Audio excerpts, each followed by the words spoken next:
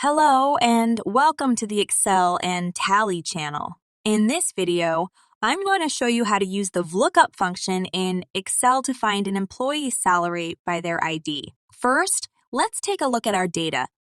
We have 3 columns: employee ID, name, and salary. To start, we're going to create a drop-down list for the employee IDs so that we can easily select the ID we're looking for.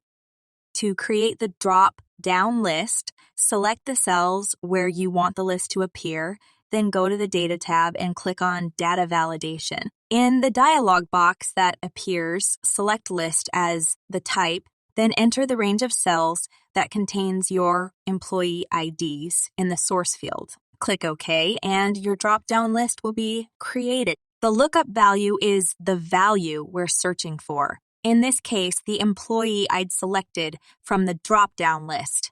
The table array is the range of cells that contains the data we want to search through. In our case, the 3 columns containing employee IDs, names, and salaries.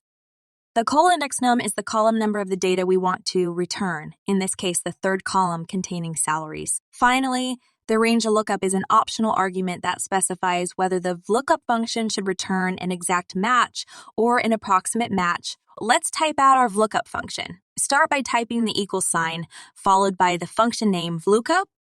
Open a set of parentheses, then select the cell containing the employee ID. Next, type A, comma, and select the range of cells containing our 3 columns of data. Type another comma, then enter the number 3 to indicate that we want to return data from the 3rd column, which contains salaries. Close the parentheses and press Enter. And there you have it.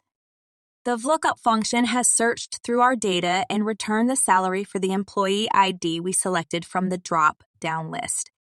In conclusion, the Vlookup function is a powerful tool in Excel that can help you quickly find data in a table. By combining it with a drop-down list, you can easily search for specific data by selecting from a list of options. I hope you found this tutorial helpful, and be sure to subscribe to the Excel and Tally channel for more tips and tricks like this.